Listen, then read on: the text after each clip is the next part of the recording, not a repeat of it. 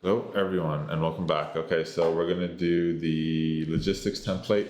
So I had one done by DeepSeek, and then I had another one with ChatGPT. Um, the DeepSeek one was a little bit more legally detailed, but the ChatGPT version had a little bit more of the tails, like that's the duties and everything that it entailed. So I put them pretty much together, and this is just pretty much one big template. Uh, okay, so obviously to do it, so pretty much yes, the majority of the stuff was done by DeepSeek, but it's just pretty much I merged both of them, and then after DeepSeek, just pretty much restructured it and analyzed. So, okay, so, and yes, obviously by doing that, meaning it's done by DeepSeek. So, okay, so world class import export. So basically a logistics template so pretty much obviously you have to do your company name, the date when it was established, the overview. So obviously it's the company name, when was it established, where is it headquartered.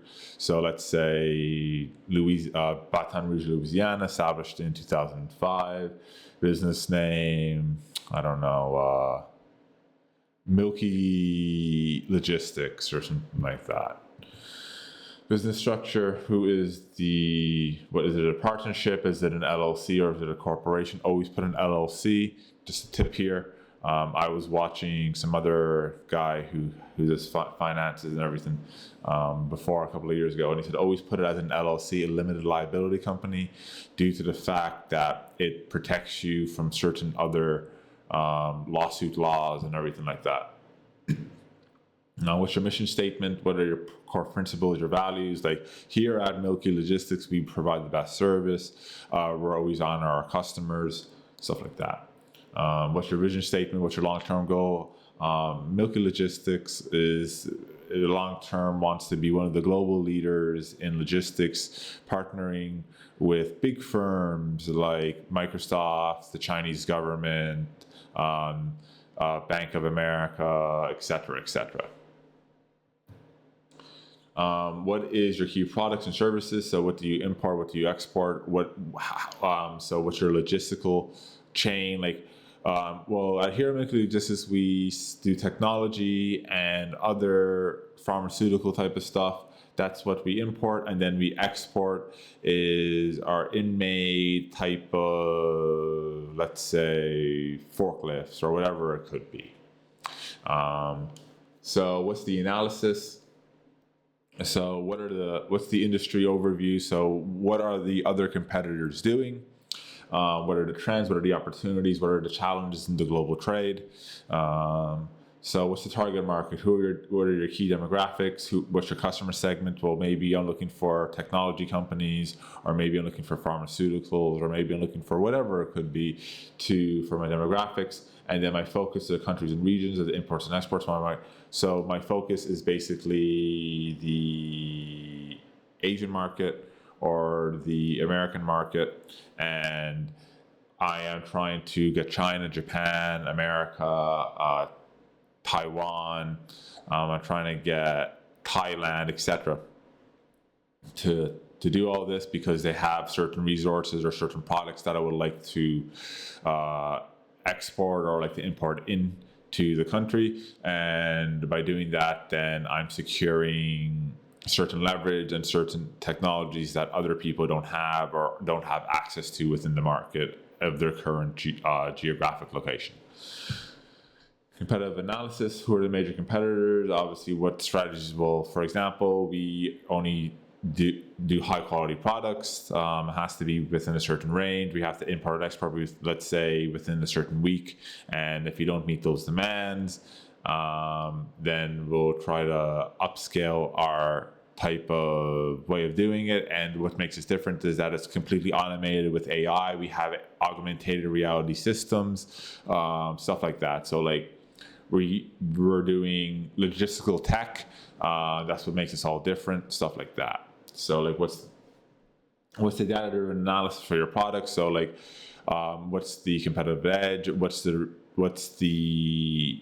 use rate for the in-house forklifts or whatever it could be, and like how productive are they? Are they productive all the time? Do they have faulty problems? Stuff like that.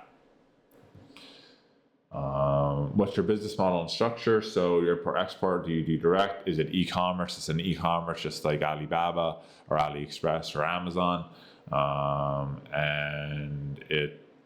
You can only do online, and we have a built-in online ordering system where everything goes directly to from the website, and we're bypassing emails and everything because we have our own built-in email.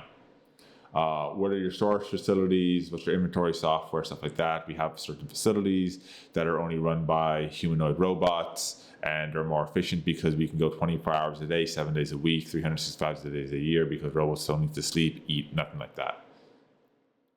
What are your custom compliances? What permits do you have? What special permits? What licenses? All that type of stuff.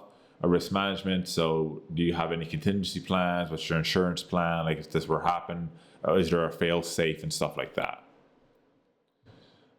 Imported products. What's your description? What's your pricing in different countries? So within the EU, it's a lot higher, but if you go to China, it's a lot cheaper because there's more mass production, for example. What's your target market? What's your pricing? And you're exported.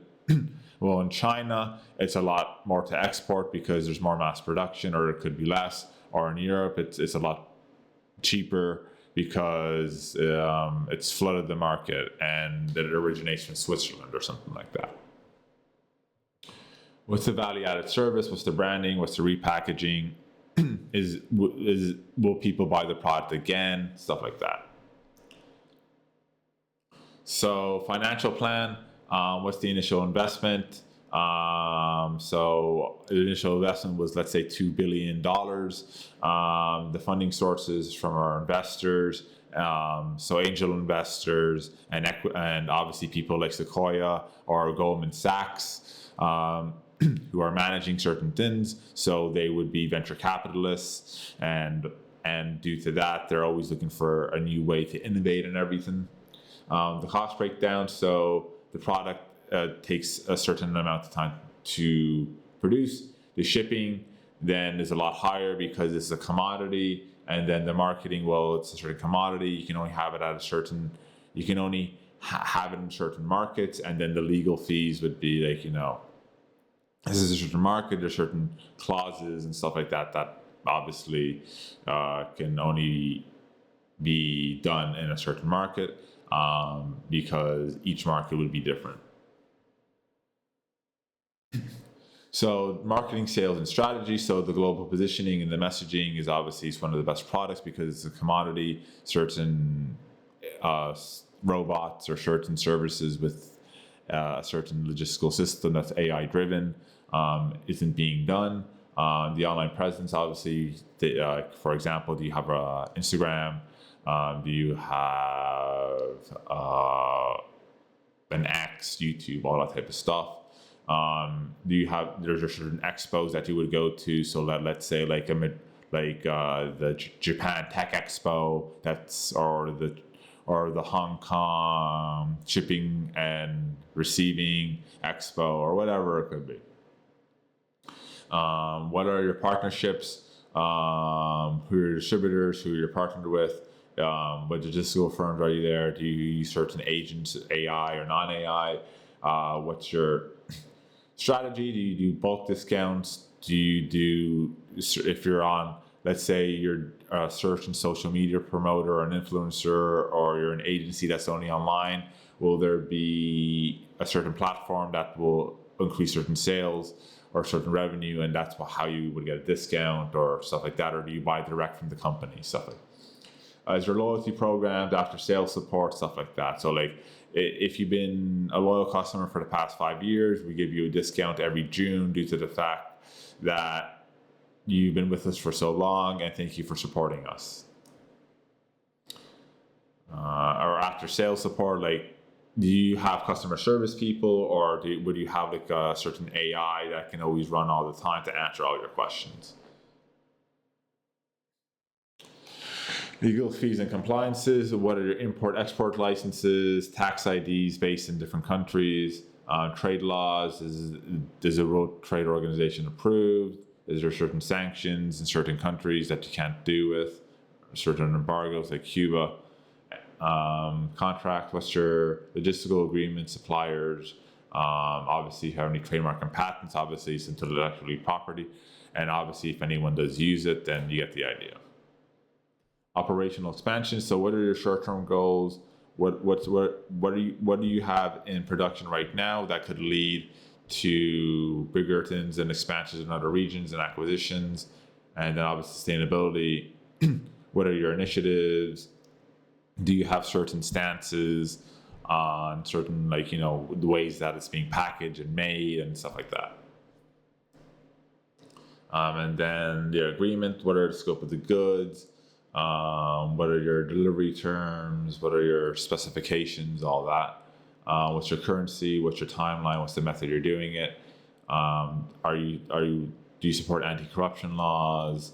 What are certain penalties? Like, in the sense of like in freight forwarding, and like if you like, there's a certain time that you need to meet the delivery. Will there be certain things, if like would it be free, or like will there be other, I guess, how do I put it, insurances of the product being good? And then obviously the governing law, who would be the government in charge? Are they for you? Are they against you? And then what are the importer exporter details? So obviously the summary is what's the scalability, the potential, and why should you go with us? And then obviously annexes. So what are the smash of French sheets? What's the market research data to support your stuff? And then who are your contracts? Who are your suppliers? And are they up to date, or like would they meet certain standards? And then obviously product specifications, scheduling, and obviously you have to do an inspection every couple of years to like ensure that everything's up to date and everything's up to code and all that. So that's kind of it. Obviously, this was a lot easier to do because I already did it. It's not as long as the other one, but it was, as they say, it's in more detail. It's explained more. So obviously, since it's explained more, you can do it a lot faster, because that's what I keep on saying. What I really like about DeepSeek is that it gets into the nitty-gritty. All the premium features are there, and like you don't have to really worry about anything, because it just gets the information. It gets it as precise as possible with the R1, and then it's like, here you go. You have nothing to worry about. So, which I do like. So that's what that's why I have. But again, with the image generation and all that type of stuff, R2 will drop it, all that type of stuff. But once that drops, I think it's game over for certain aspects. But this is what I like. It's nitty gritty. It's to the point, and it's a lot easier to explain, because I don't have to be like, like as I say, there's no like filling in the blanks. It's just like, here's the information. This is what you're looking for. And just there you go. If you want to explain, you can. If people have questions, they have it right here, which is great. So there's that. Thank you everyone for watching, and don't forget to like, favorite, and subscribe. And as always, Mr. Z out.